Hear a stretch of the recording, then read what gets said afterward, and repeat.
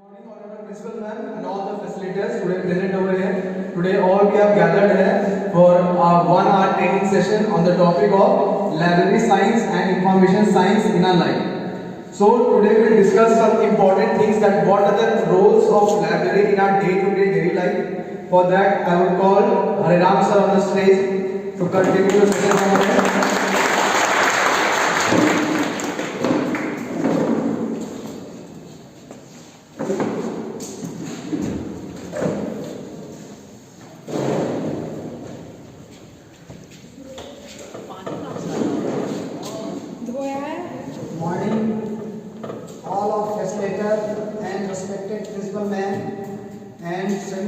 शिक्षकों को ये ज्ञान सभा में हार्दिक अभिनंदन है।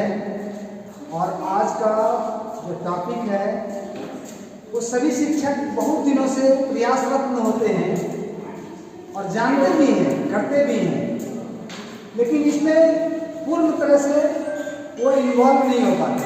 वो अपने सब्जेक्ट में महारत हासिल करने के लिए कुछ भी कर देते हैं, लेकिन लाइब्रेरी साइंस तब तक उन्हें समझ में नहीं आता जब तक वो एक बीएड का शिक्षा नहीं लेते, डीएलएड की शिक्षा नहीं लेते। एक ही अध्याय होता है इसका, लेकिन बहुत ही महत्वपूर्ण। लाइब्रेरी ये शिष्य के लिए भी और गुरु के लिए उतना ही महत्वपूर्ण है जितना आज हम पढ़ाने के लिए जब जाते हैं तो एक सब्जेक्ट पर फोकस करते हैं। लाइब्रेरी एक्चुअली शिक्षा का सबसे पहला वो स्थान है कि उसे मंदिर कहना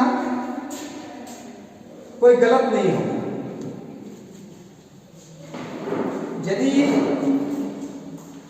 कोई शिक्षक अपना विद्यालय खोलना चाहते हैं और सीबीएसई उसको एप्लीकेशन देना चाहते हैं तो उन्हें एप्लीकेशन तब तक नहीं मिल सकता जब तक कि वो लाइब्रेरी इस्टेब्लिश नहीं कर ले, चाहे वो स्कूल हो या कोई कॉलेज हो। लाइब्रेरी नहीं है तो वो स्कूल नहीं है। अब हम लोग थोड़ा इसके बाद आप चलें टॉपिक पर।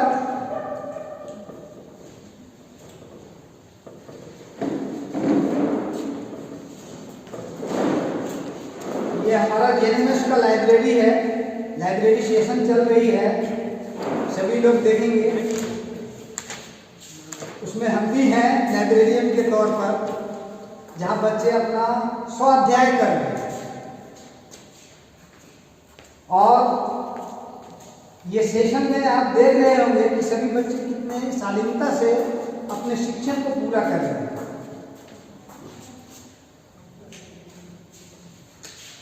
और लाइब्रेरी के लिए एक दो शब्द है जिसका शुरुआत में हम आपको परिचय करा दें। Library is A heart of an institution. Library science and information science ये लाइफ में बिना कहे चला आता है। जैसे ही आप एक शिक्षक के रूप में लेना चाहते हैं तो लाइब्रेरी आपका पहला अध्याय हो जाता है और वहाँ से आपको ये शिक्षण देने में हर समय आपको मदद करता है। और लाइब्रेरी का 5 रूल्स है जो हमारे लेखक हैं, थिंकर हैं, ग्रेट थिंकर हैं, वो बोल के गए हैं कि लाइब्रेरी को इसी बेस पर रखना है। हम सभी शिक्षक को यह जानना बहुत ही जरूरी है, लेकिन हम लोग कभी देखे नहीं। शिक्षक तो बहुत बन जाते हैं, लेकिन एक लाइब्रेरियन 10,000 में भी आपको नहीं मिलेगा, क्योंकि ये ऐसा क्रिटिकल सब्जेक्ट है कि आप अपने सब्जेक्ट में, मान लीजिए आपका सब्जेक्ट है फिजिक्स, केमिस्ट्री, बायो, हिंदी, आप उसमें विद्वान हो जाते हैं, पीएचडी कर लेते हैं, डॉक्टरेट कर लेते हैं, लेकिन एक लाइब्रेरी साइंस को पढ़ने के लिए एक सब्जेक्ट नहीं मिलता। इसमें 13 सब्जेक्ट हैं और सभी में प्रैक्टिकल है। एक प्रैक्टिकल कंप्लीट नहीं होती तब तक आप उस सब्जेक्ट के टीचर नहीं हो सकते। और इसको जो लिखे हैं S.R. रंगनाथन, जो लाइब्रेरी के इंडिया में स्टैब्लिश किए हैं, उन्होंने 5 लॉ बनाए हैं और वो 5 लॉ हैं: books are for use, second, every reader his or her book, third है एवरी बुक इट्स रीडर, और चौथा है save the time of the reader, पांचवा है a library is a growing organisation. आप इसमें देख रहे होंगे ये S.R. रंगनाथन जो हमारे इंडिया में लाइब्रेरी का एस्टेब्लिशमेंट किए हैं, उन्हीं का ये 5 लॉ है। और ये कोई भी लाइब्रेरियन को मानना बाध्य है और इसी पर पूरा लाइब्रेरी का फोकस होता है और इसी के अनुसार लाइब्रेरी चलती है। अब थर्ड में हम कुछ जानेंगे कि सर्विस टू रीडर, जो एक लाइब्रेरियन होता है उसको कैसे फॉलो अप करना है इसी के साथ में। तो पहला है circulation of books is the pivotal role of the library. Second, the activity of the circulation department involve giving assistance to user in the using the catalogue, issuing and receiving books, maintaining borrowers. Borrowers देखिए, ये शब्द एक नया शब्द आता है। Borrowers किसे कहेंगे हम? जब हम लाइब्रेरी जाएंगे, चाहे टीचर हो या स्टूडेंट हो, हम उसको लाइब्रेरी के हिसाब से उसको बोरोवर्स बोलते हैं। Borrowers records, keeping records and statics, conducting studies of the use of the library materials, collecting fines and for the mulcting policies and procedures for these activities. Third है the circulation selection is therefore the most important part of the library and its functions are as follows. First में फिर से आते हैं to enroll members for the library.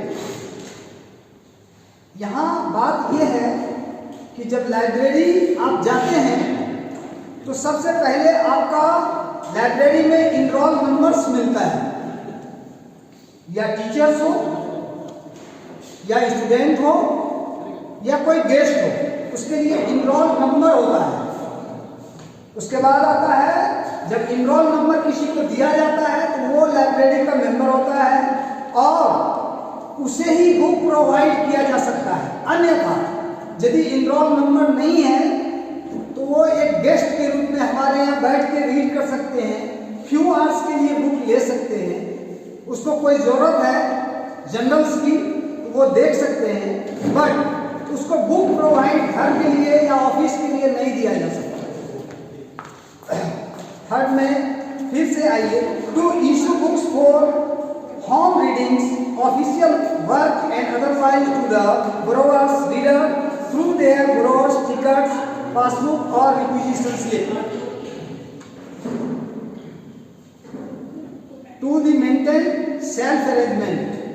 Library में सबसे अच्छी चीज यही है कि आप काम जैसे भी करें, लेकिन आपका जो बुक रखने का स्टाइल है, सेल्फ अरेंजमेंट, वो बहुत अच्छी सीक्वेंस में होनी चाहिए।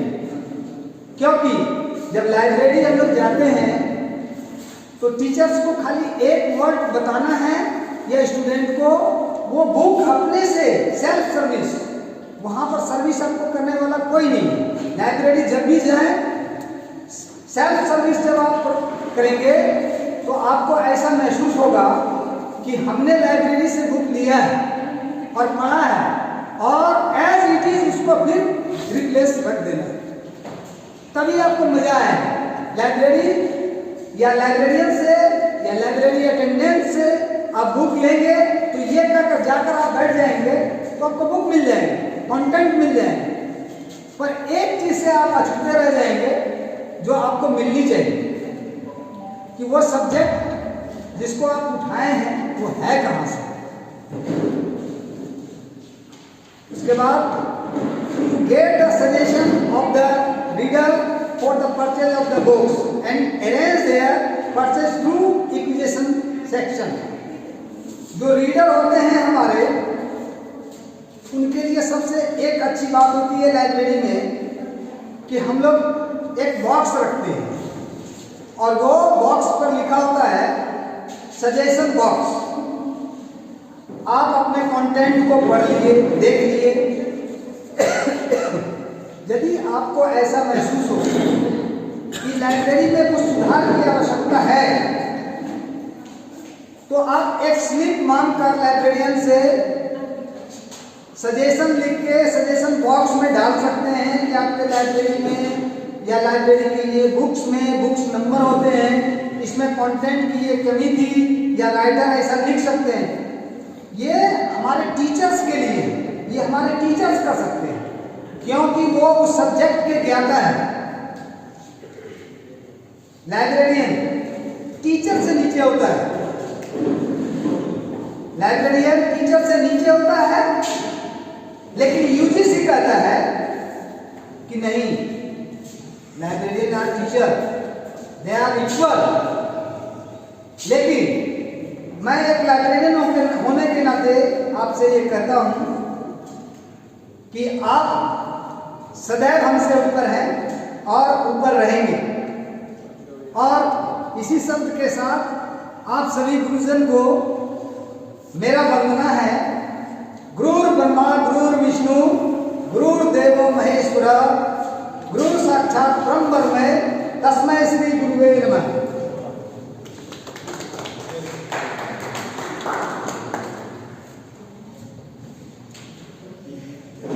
अब हम लोग का आ रहा है दूसरा चैप्टर, लाइब्रेरी कमेटी। सबसे पहले लाइब्रेरी बनने के पहले ये लाइब्रेरी कॉलेज की हो, स्कूल की हो या प्राइवेट सेक्टर में लोग प्राइवेट आप बिजनेस कर सकते हैं। जो भी आदमी खोलेंगे उसमें 5 लोगों का होना अनिवार्य है। यदि हम स्कूल के एम्प्लॉय हैं तो हमारे स्कूल के chief, principal, vice principal, head of the teacher 5 जन मेंबर होंगे और वो लाइब्रेरी कमेटी बनाएंगे। और वो कमेटी हर पहलू, लाइब्रेरी के हर पहलू को देखते हैं, उसमें क्या कमी है, नहीं है, क्या आना है, नहीं आना है। वो सजेस्ट कर एक फॉर्मेट तैयार करते हैं और उस फॉर्मेट के अनुसार से लाइब्रेरी की हर चीजें परचेज की जाती हैं। अब इनका डिफिनेशन हम आपको बताते हैं कमेटी की। A library committee is constituted to the exercise general direction, control, supervision and guidance over the affairs of the library, to the formulate the library policy, to take the decision on the administration and technical matters, to suggest recommended and purchase of the library materials। अब उनके जो पहलू हैं उनसे भी थोड़ा suggest हो लिया। Library without library, library without librarian.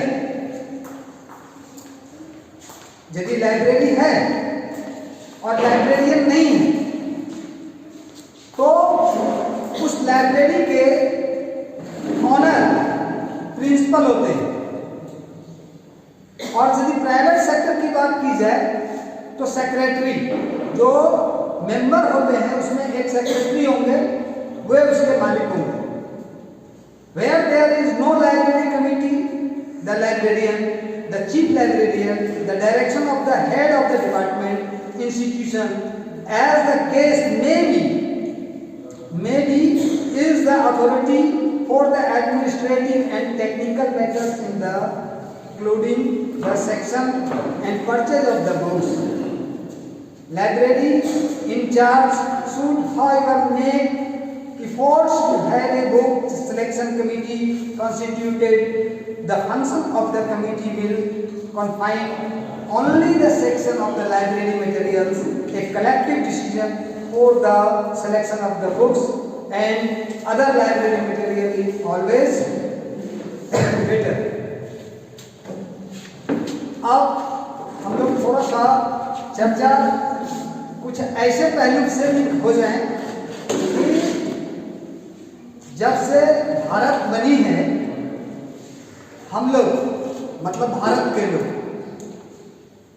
पौराणिक काल से गुरु के स्थान पर विश्व में पहला स्थान रखता है हमारे शिक्षक। और शिक्षक वहां के नालंदा विश्वविद्यालय का नाम इसमें सबसे पहले आता है। और विश्व में सबसे बड़ी लाइब्रेरी की यदि बात की जाए तो नालंदा विश्वविद्यालय का एक पहला स्थान है। तो हम लोग थोड़ा सा एक वीडियो है छोटा सा, उसको देख लें कि हमारा विश्व में शिक्षा का क्या स्थान रहा है और लाइब्रेरी का क्या स्थान रहा है। उसको एक बार जरा सा एक छोटा सा वीडियो है उसमें देख लेते हैं।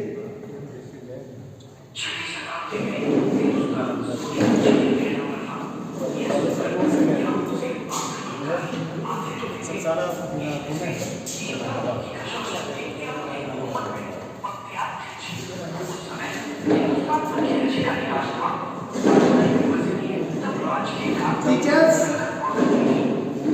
प्लीज ध्यान से देखें, बार बार नहीं मिलेगा, आप ऐसे नहीं देख पाएंगे।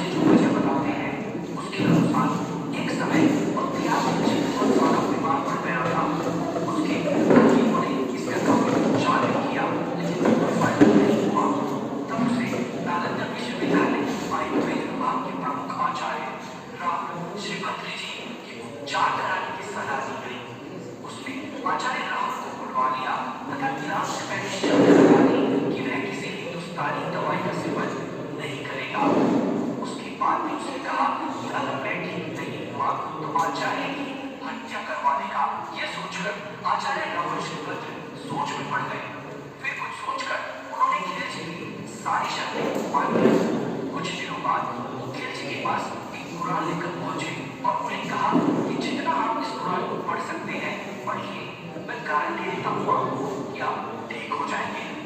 दरअसल राहुल श्रीभद्र ने कुणाल के कुछ पन्नों पर एक दवा का लेप लगा दिया था। खिलजी तो गला लगाकर पन्ने पलटते गए और इसी तरीके से वो धीरे धीरे करके ठीक होने लगे।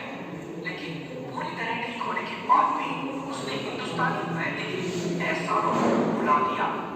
उसे इस बात से जलन होने लगी कि उसके हकीम फेल हो गए, जबकि एक हिंदुस्तानी वैद्य उसका इलाज करने में सफल हो गया। तब खिलजी ने सोचा कि क्यों विज्ञान की इस पूरी जड़ नालंदा यूनिवर्सिटी, नालंदा विश्वविद्यालय को खत्म कर दिया जाए।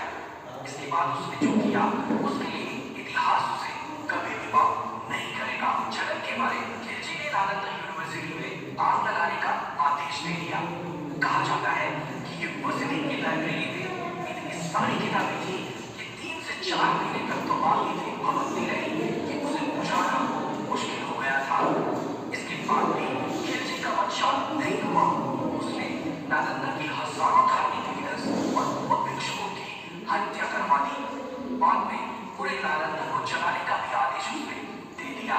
इस विश्वविद्यालय में 3 प्रमुख पुस्तकालय थे, रत्नवती, रत्नसागर और रत्नरंजक।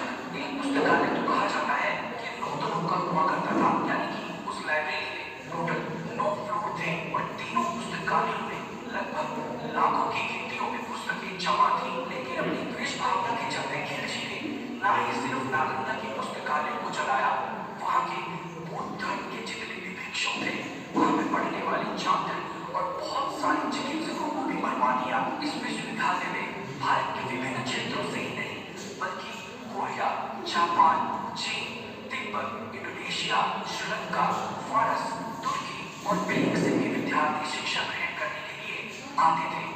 नालंदा की विशिष्ट शिक्षा का स्नातक बाहर जाकर बौद्ध धर्म के साथ ही अन्य ज्ञान का प्रचार भी किया करते थे। नालंदा में बौद्ध धर्म के अतिरिक्त हेतु विद्या, शब्द विद्या, चिकित्सा शास्त्र, अथर्ववेद तथा सांख्य से संबंधित विषय भी पढ़ाए जाते थे।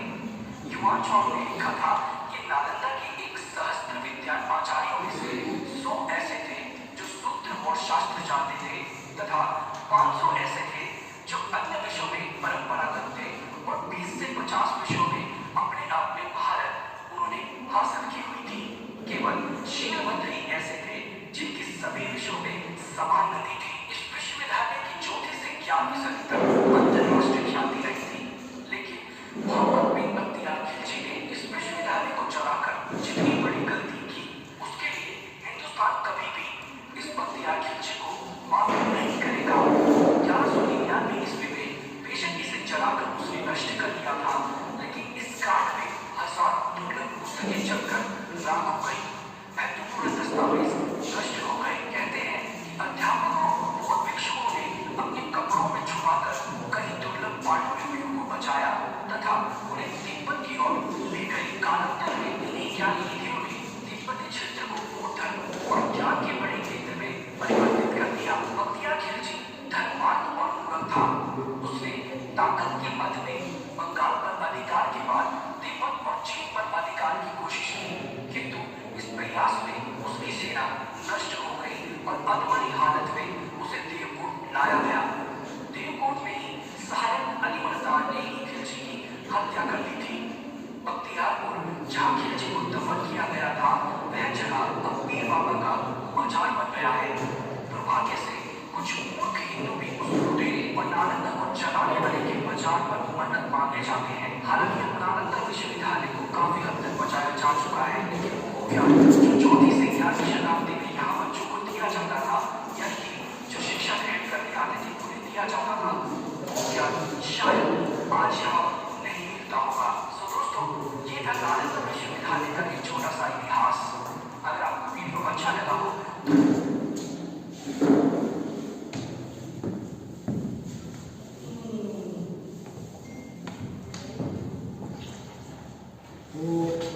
सभी गुरुजन, अभी आप देख रहे थे कि हमारा शिक्षा में क्या स्थान है और हमारा लाइब्रेरी जो भारत में और बिहार के अंतर्गत में एक ऐसी लाइब्रेरी थी जिसको जला दिया और इतना बुक्स दुनिया के अब के लाइब्रेरी की बात नहीं कर रहे, उस समय मुगल काल की बात कर रहे हैं।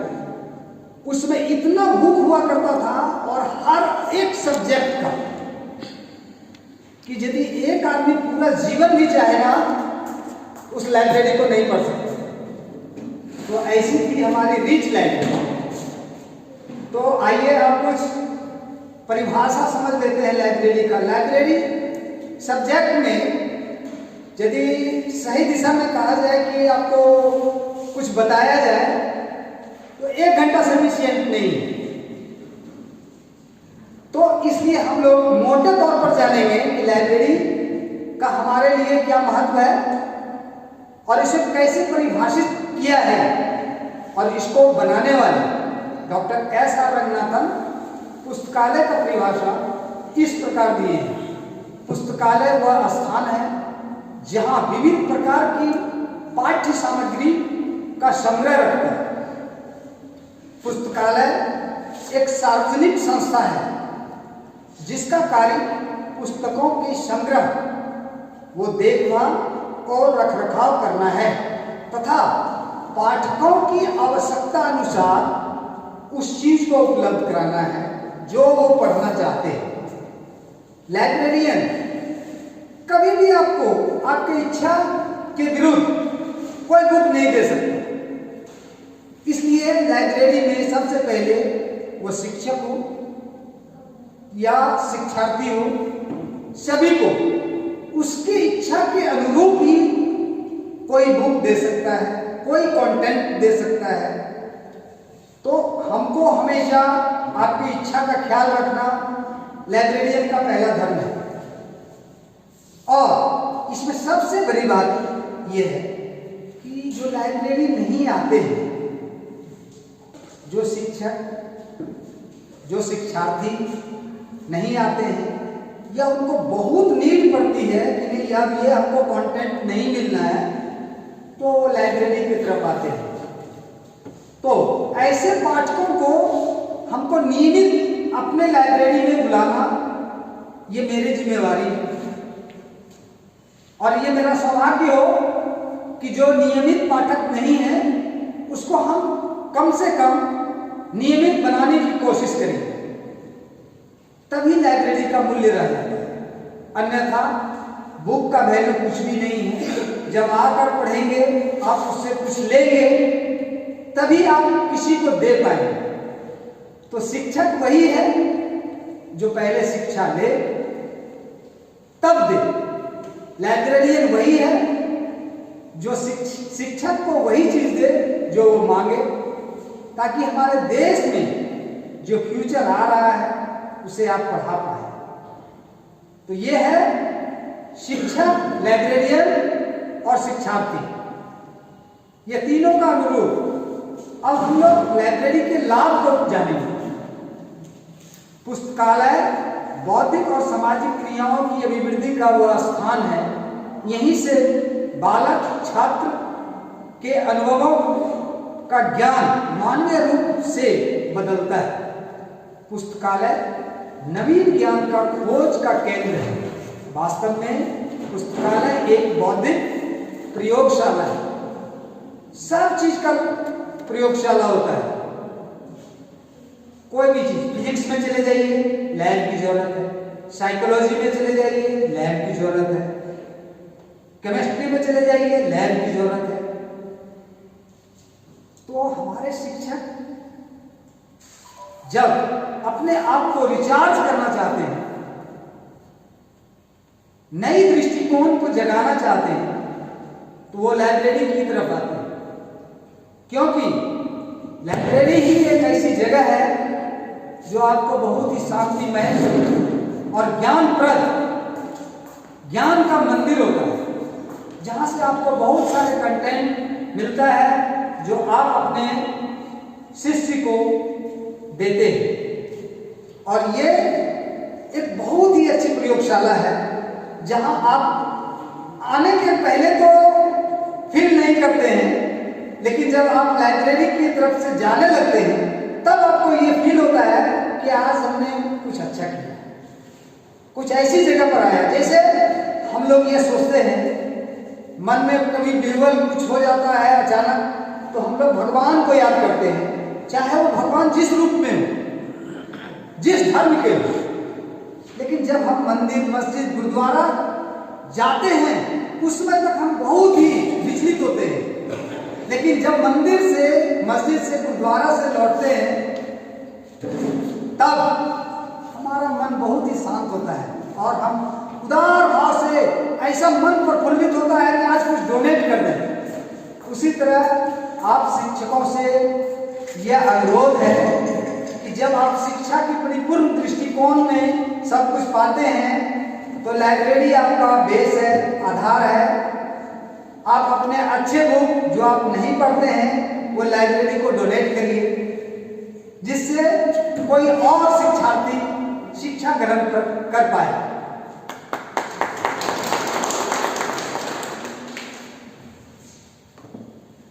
अब हम बात करते हैं पुस्तकालय विहीन विद्यालय, व्यक्ति विहीन समाज।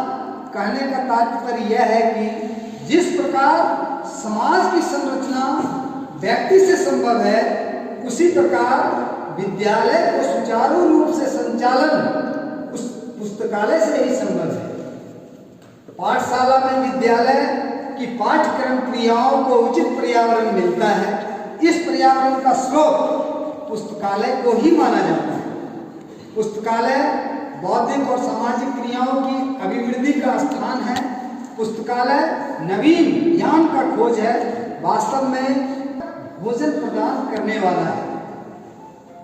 अभी से पहले हमने कहा कि जब कोई कंटेंट हमें नहीं मिलता है तब हम लाइब्रेरी की तरफ ध्यान करते हैं और ये उम्मीद होती है कि हमको वहां मिल जाएगी और मिलती है। इसके लिए हमारे ग्रेट थिंकर जॉन डीवी लिखते हैं, पुस्तकालय विद्यालय का हृदय और छात्र विभिन्न अनुभवों, समस्याओं तथा प्रश्न के साथ आकर आपस में विचार विमर्श करते हैं और नए ज्ञान के संदर्भ में अनुभवों तथा संग्रहित विद्वता जो कि पुस्तकालय में सुसज्जित वो व्यवस्थित तथा प्रदर्शित करती है की सहायता लेते हैं। अब हम जानेंगे पुस्तकालय का उद्देश्य। प्रोफेसर फार्गो के अनुसार विद्यालय पुस्तकालय के उद्देश्य निम्न है। छात्रों तथा उनके पाठ्यक्रम की जरूरतों के अनुरूप ही पुस्तकें तथा अन्य दूसरी सामग्री प्राप्त करना। तीसरा, छात्रों पुस्तकों एवं अन्य शैक्षणिक सामग्री चयन हेतु पथ प्रदर्शन करना। आवश्यक रुचियों को उन्नति करने में छात्रों की सहायता करना। सामाजिक रुझानों एवं कार्यों को प्रोत्साहन करना तथा सामाजिक एवं प्रजातांत्रिक जीवन के अनुभव देना। विद्यालय स्तर पर सहकारिता का विकास करना। अब हम आगे जानेंगे पुस्तकालय का आवश्यकता एवं महत्व। विद्यालय में पुस्तकालय का होना अति आवश्यक है।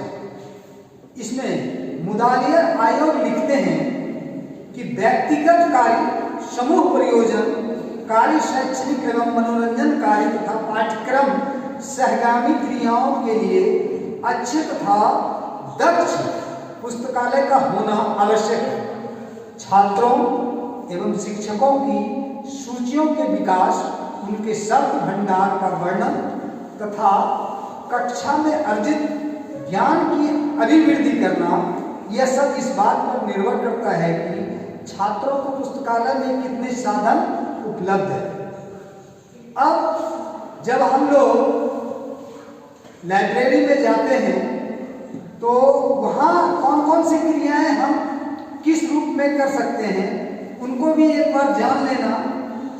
यदि शिक्षक जानेंगे तभी आपके शिक्षार्थी को यह लाभ मिलेगा कि आप क्या डायरेक्शन दे सकते हैं। जो बच्चे लाइब्रेरी में अनडिसिप्लिन ना हो। तो ये चीज हमें जानना बहुत ही जरूरी है।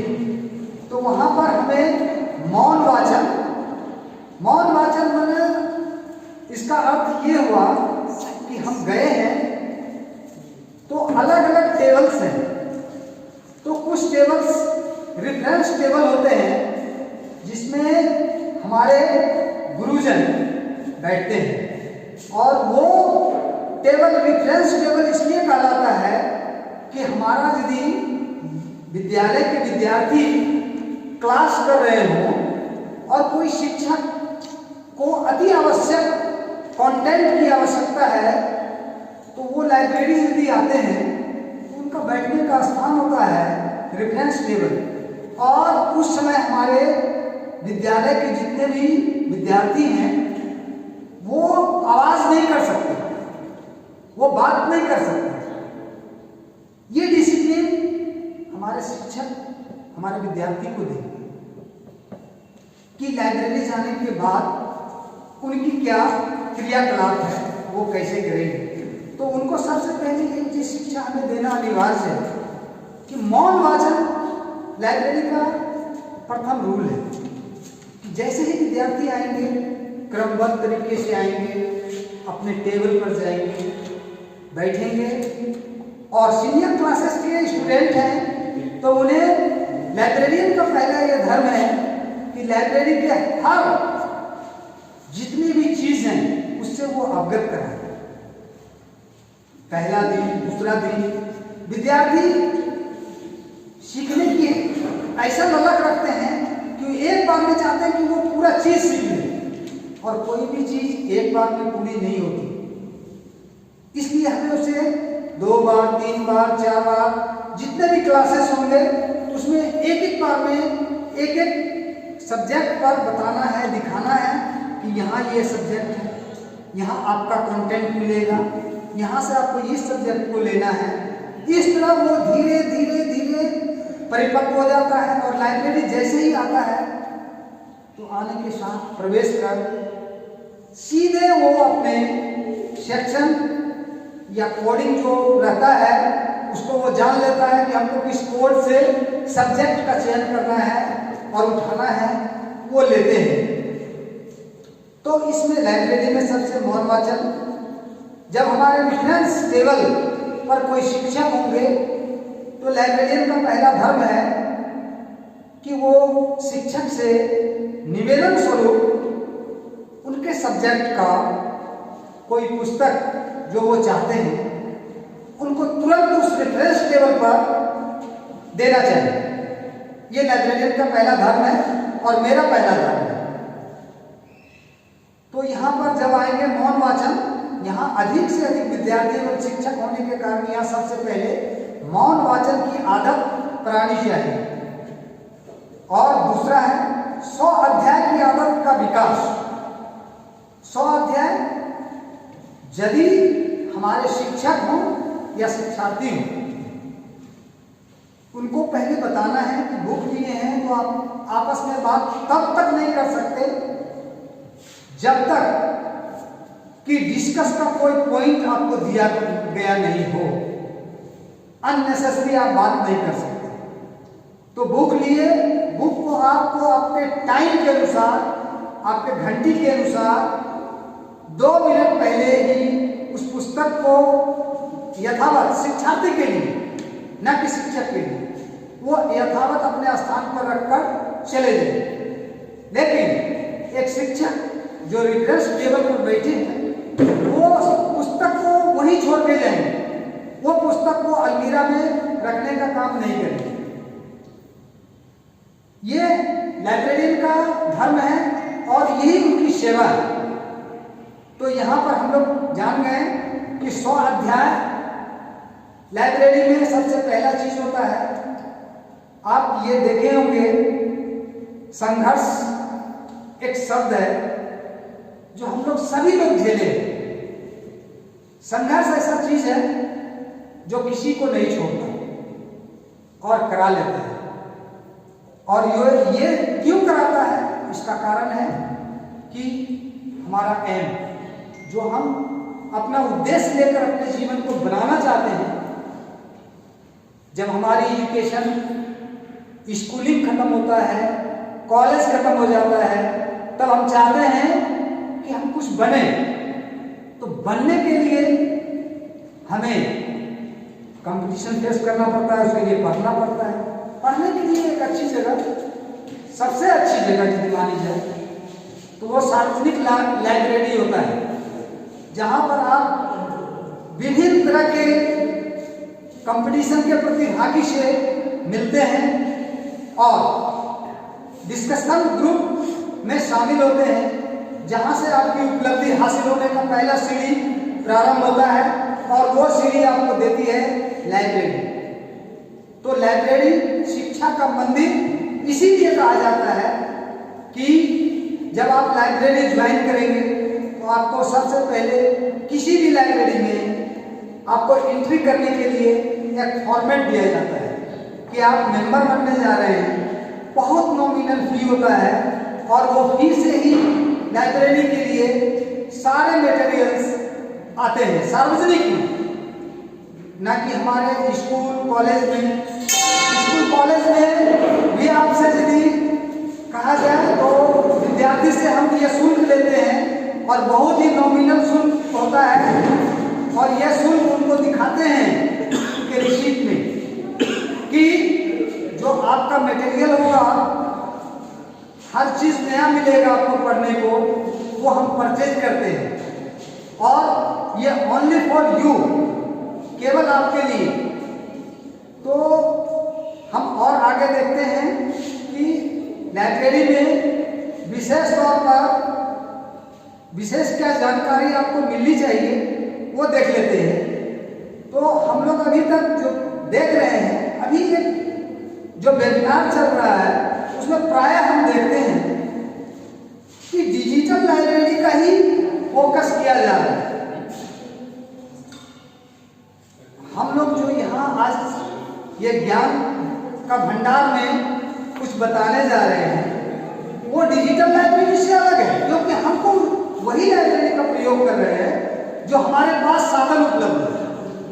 लेकिन डिजिटल लाइब्रेरी जब हम कुछ जानेंगे तो जानेंगे कि ये यूनिक कैसे है और डिजिटल लाइब्रेरी होना बहुत जरूरी है, जिसमें आपको सब चीज हमारे शिक्षक हो या विद्यार्थी हो उनको ये फ्री में सेवा मिलती है लाइब्रेरी में।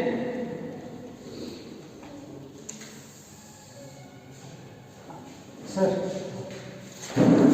अब हम लोग थोड़ा सा इसके महत्व को अच्छी तरह समझ लेंगे कि पुस्तकालय द्वारा सामान्य ज्ञान की वृद्धि होती है तो कैसे।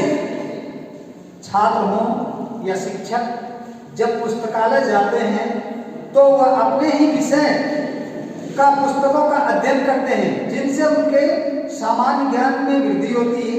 यहाँ बिना किसी व्यय के ही पुस्तक का अध्ययन करते हुए अपने शब्द भंडार में वृद्धि करते हैं।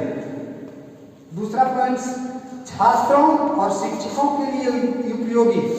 जब छात्र या शिक्षक का समय खाली होता है तो ये पुस्तकालय में जाकर अपनी रुचि, योग्यता, कार्य क्षमता और कार्य कुशलता को आगे बढ़ाते हैं। सामूहिक शिक्षण के दोषों को दूर करने में यह सहायक है। पुस्तकालय में सामूहिक क्रियाओं का केंद्र माना गया है, क्योंकि यह पाठ्य सहगामी क्रियाओं के संगठन में सहायता देती है। बालक विभिन्न प्रकार की क्रियाओं जैसे वाद विवाद, अंताक्षरी, कविता, ड्रामा आदि क्रियाओं में भाग लेने के लिए पुस्तकालय का ही सहारा लेते हैं। आगे, पुस्तकों अध्यापकों के लिए उपयोगी। पुस्तकालय में विशेष तौर पर शिक्षक ही लाभान्वित होते हैं। शिक्षक का सबसे महत्वपूर्ण गुणों और विशेषता यह है कि वह हमेशा छात्र रहता है। तो एक शब्द जो ये आया, आप लोगों को बड़ा आश्चर्य होगा कि छात्र जिसको आप शिक्षा देते हैं वो आपसे आगे चले जाते हैं, लेकिन आपको कभी दुख नहीं होता इस बात की कि जिसको आप पढ़ाए वो आईएएस और आईपीएस दुनिया के बड़े बड़े पोस्ट पर होते हैं, और उन्हें देखकर कहीं आपके सामने यदि वो प्रस्तुत हो जाए तो आपको ऐसा फील होता है कि इसको हमने पढ़ाया है। लेकिन आप ये कभी नहीं सोचते कि आप एक स्टूडेंट जीवन भर रह जाते हैं। कितनी अच्छी बात है जो शिक्षा को इतना दूर तक पहुंचाता है, उसके मन में जरा सा भी यह लोभ नहीं होता कि वो आगे क्यों बढ़े। और असल शिक्षक का यही स्वरूप है कि उसको लोभ नहीं, ना शिक्षा देने में। तो आप शिक्षकों के लिए एक छोटी सी कविता है जो मैंने तो नहीं लिखा, बट मैं सिर्फ अपने मुंह से यह शब्द आपको सुनाने जा रहा हूं कि जब ये घड़ा मिट्टी का होता है तो आप इसे पीटते भी हैं तो उसके अंदर अपने हाथ का सहारा रख के ही पीटते हैं, चाहे वह ज्ञान का थपेरा हो या हाथ का तमाचा हो। यदि आप मारते भी हैं तो ये सोच के कि इसे ज्यादा ना लग जाए। ये है शिक्षक और वो है आप लोग। तो आपके लिए एक वंदना है। गुरु गोविंद दो खरे काके लागू पाए, बलहारी गुरु आपने गोविंद दियो बताए। तो इसके आगे भी है, इसका थोड़ा सा जो मेरे ज्ञान है, हमसे तो खैर आप लोग परिपूर्ण हैं, लेकिन हमें भी जो ज्ञान है उसे थोड़ा बता देना आवश्यक है। तो कहते हैं गुरु गोविंद दो खरे, जो गुरु हैं वो आप हैं, और गोविंद का मतलब ये है कि हमारे भगवान, जिसको भी आराध्य आप मानते हैं। तो गुरु और गोविंद, गुरु आप हुए, गोविंद हमारे भगवान हुए, दोनों खड़े हैं और हम विद्यार्थी हैं। तो हमें ये काके लागू पाए, मतलब मैं किसको पाए लगूं, मतलब किसको प्रणाम करूं, ये भाव उस गुरु के लिए है जो गुरु शिक्षा देकर उस विद्यार्थी को इतना बड़ा बनाता है। बलिहारी गुरु आपने गोविंद दियो बताए। तो भगवान और गुरु दोनों खड़े हैं। तो गुरु तो नहीं बोल रहे हैं, लेकिन ईश्वर ये बोलते हैं कि हमसे बड़े ये शिक्षक क्यों? पढ़े सब हैं, आप ये जानते हैं, बहुत बार देखे होंगे, इसको सुने भी होंगे, लेकिन ये क्यों? कोई भी भगवान, कोई भी ईश्वर गुरु का दर्जा अपने से पहले क्यों रखा? क्योंकि एक बच्चा का जन्म 9 महीने पर होता है और वो बच्चा बड़ा जब होता है, पढ़ने योग्य होता है, तो उसके मस्तिष्क में कुछ नहीं होता है। तब आप गुरुजन उसको सारे चीज बताते हैं, क है, ख है, ABCD है, उसके बाद उसका सेंटेंस शुरू होता है। वो बताकर आप उसको लाभान्वित कर उसको उसके शिखर तक पहुंचाते हैं, तब वो कुछ बन पाता है। इसीलिए गुरु को ईश्वर भी बोला है कि हमसे पहले स्थान गुरु का है, और काके लागू पाए नहीं, काके हमको नहीं लगना है, आप अपने गुरु को पहले प्रणाम करिए। इसका भावार्थ यही है। और उसका दूसरा अर्थ है, गुरु कुमार शिष्य कुंभ है, गड़ी गड़ी काटे खोर, अंतर हाथ सहार दे, बाहर मारे गुरु। तो गुरु को क्यों बेहतर ईश्वर से माना गया? हमने बताया है अभी कि गुरु अपने बच्चे को जब पढ़ने के समय कोई गलती होती है तो उसको मार बैठते हैं, लेकिन मारने के तुरंत उपरांत गुरु ये सोचते इसको ज्यादा तो नहीं लगता। ये उनका अंदर का अपना फीलिंग होता है, ये उसका स्नेह होता है उस शिष्य के लिए जो भगवान नहीं दे सकते।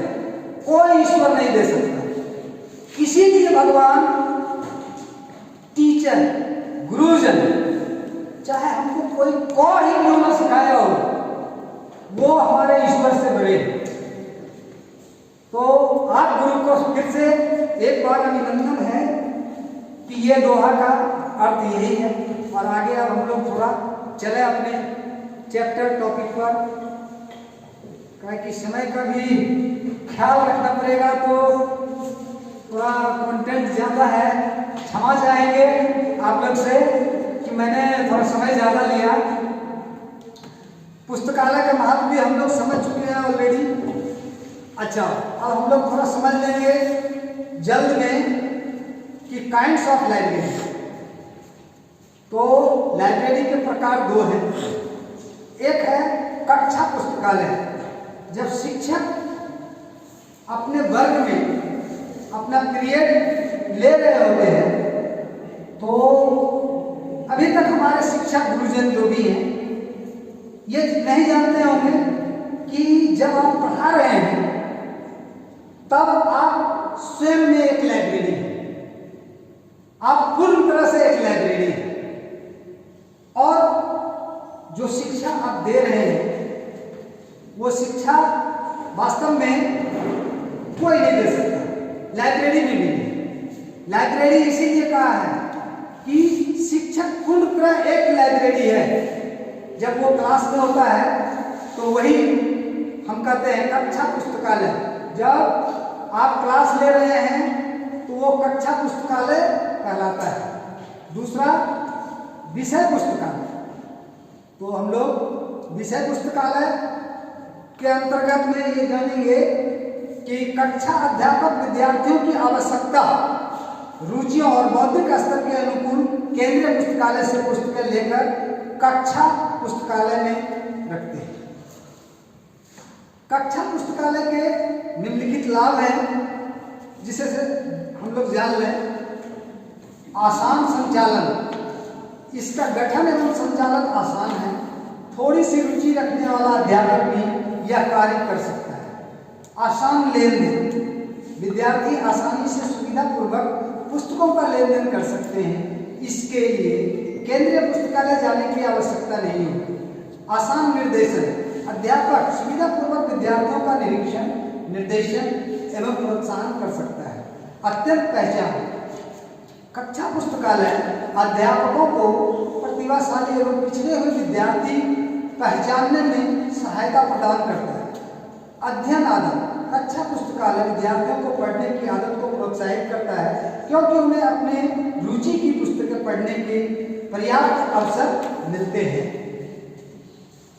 इसके बाद थोड़ा सा हम लोग 2 मिनट डिजिटल लाइब्रेरी को डिफाइन कर लेते हैं कि वेबिनार में हम लोग कोई शिक्षक यदि वेबिनार ले रहे होंगे तो आपको आज तक टॉपिक सिर्फ डिजिटल लाइब्रेरी के लिए मिला होगा। अन्यथा जितना मैंने अभी इसके पहले कहा है वो कहीं कुछ नहीं बताया जाता है। तो चूंकि बताना मेरा कार्य इसलिए है कि हमारे शिक्षक पूर्ण लाइब्रेरी हैं, पर कुछ शब्दों का हो सकता है कि उन्हें अनुभव ना हो और वो मैं दे सकता हूँ तो मैंने दिया है। तो अब हम लोग डिफिनेशन जानते हैं डिजिटल लाइब्रेरी के बारे में। तो एक्चुअल में बहुत ज़्यादा है तो इसका इम्पोर्टेंस लाइन हम थोड़ा सा बोल दे रहे हैं। डिफिनेशन लाइब्रेरी आप में नहीं होगा सर। तो डिजिटल लाइब्रेरी का मोस्ट इंपॉर्टेंट लाइन ये है, the digital library is not a single entity. The digital library requires technology to link the resource of many. उसके अंतर्गत में the links between the many digital library and information services are transparent to the end of users.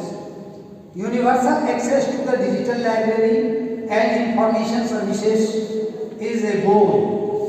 Digital library collections are not limited to document surrogates that extend to digital articles that cannot be reached represented or distributed in printed formats.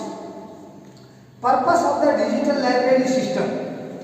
According to a proposal prepared by a group of academic and research library in Canada in 1995, the purpose of a digital library system are the developed means to collect, store and organize in portion and knowledge in digital library.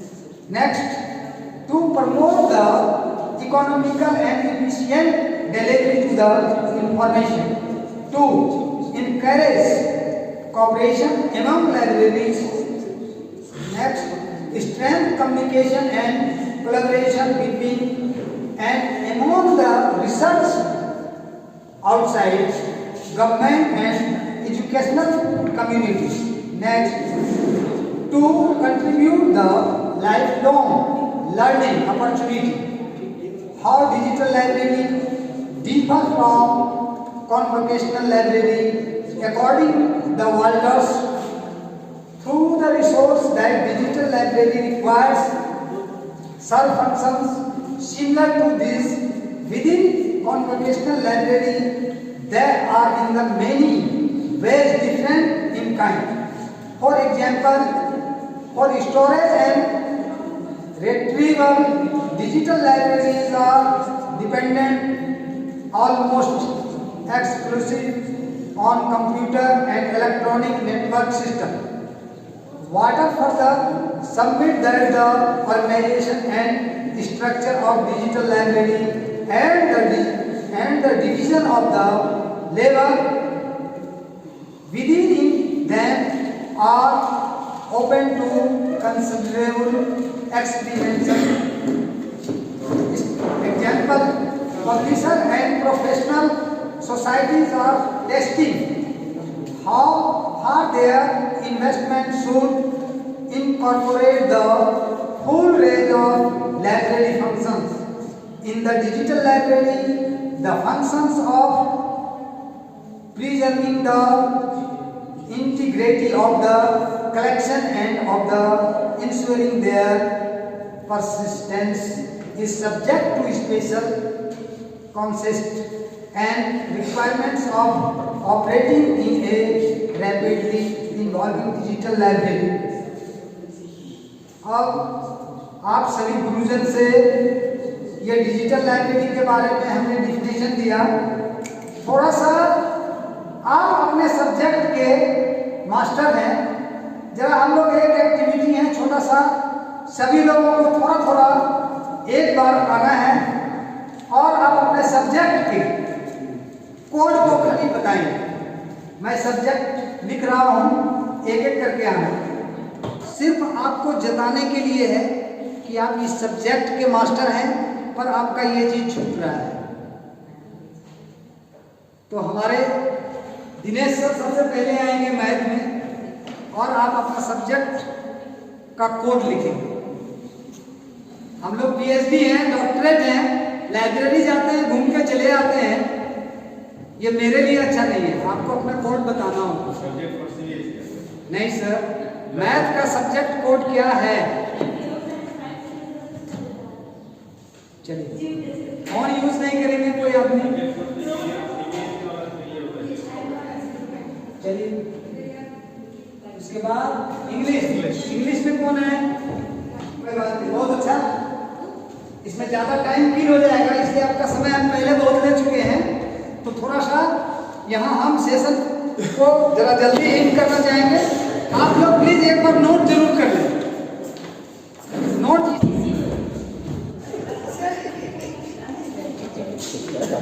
Thank you so much, Narayan sir. It was a wonderful session.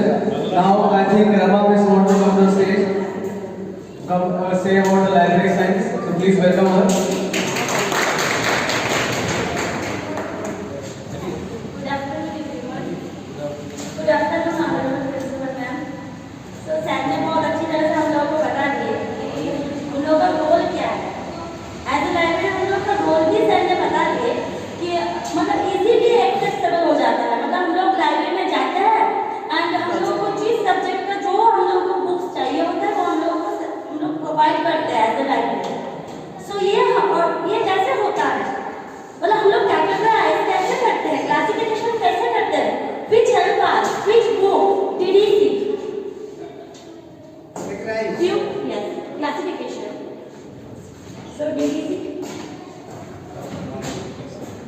DDC.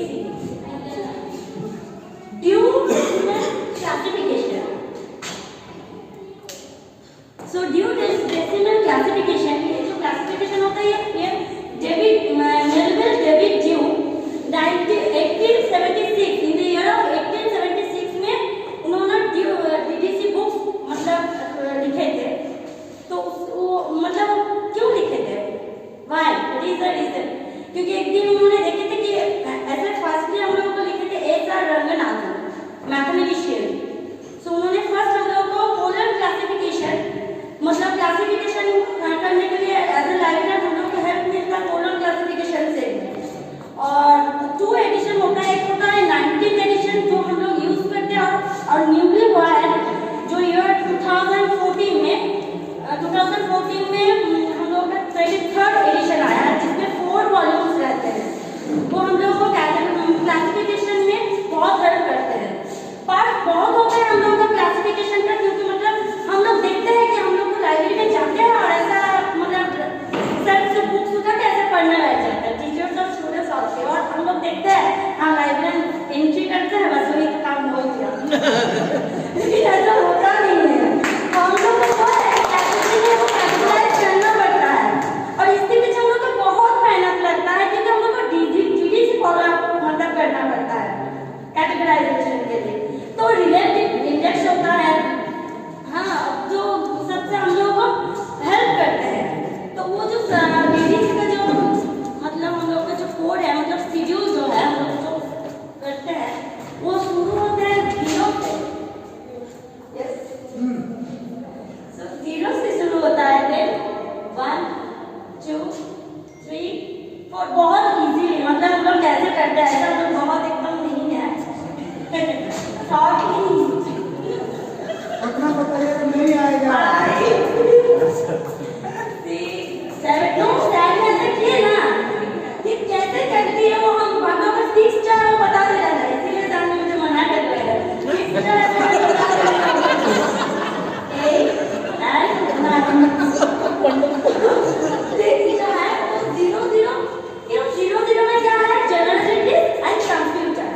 Computer newly subject जो है वो add हुआ है और journalist मतलब कि बहुत सारे ऐसे बुक्स है जर्नल्स है जो हम लोग मतलब क्लासिफाई नहीं कर पाते कि वो कौन सा रो में जाएगा।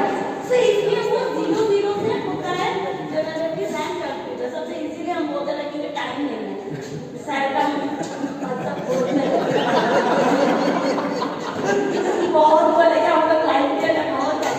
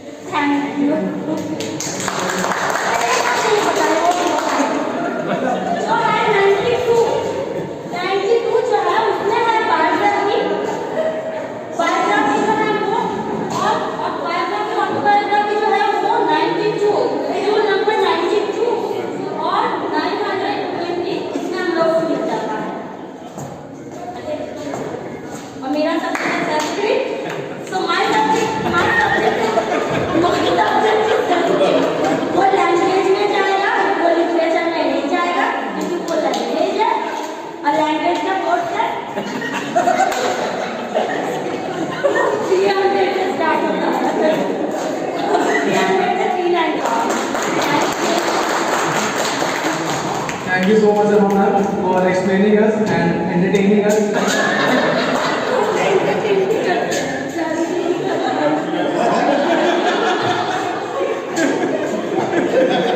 अच्छा नहीं लगा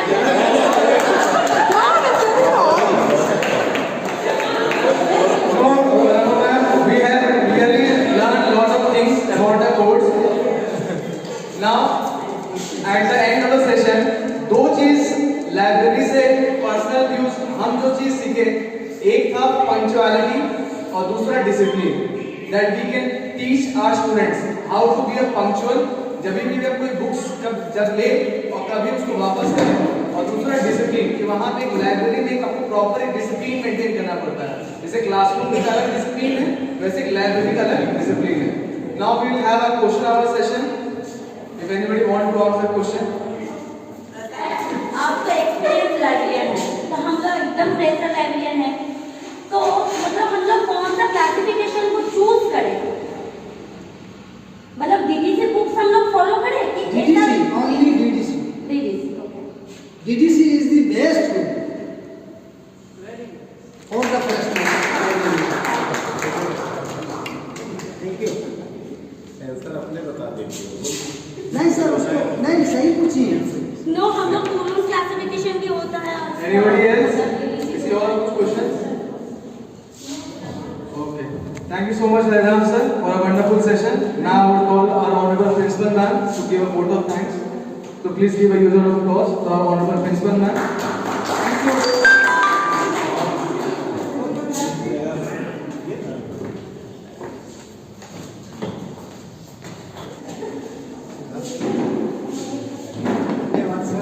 Good afternoon, all of you.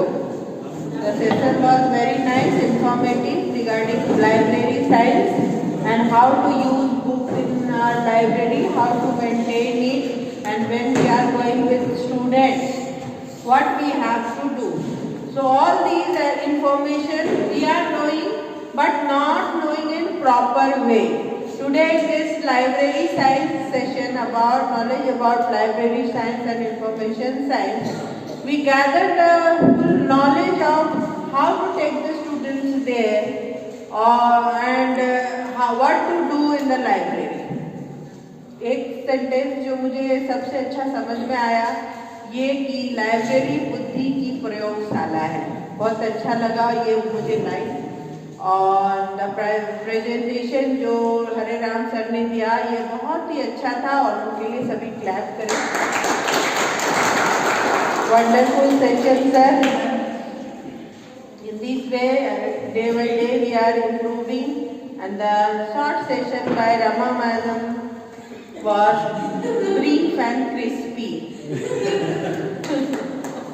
So applaud for her also.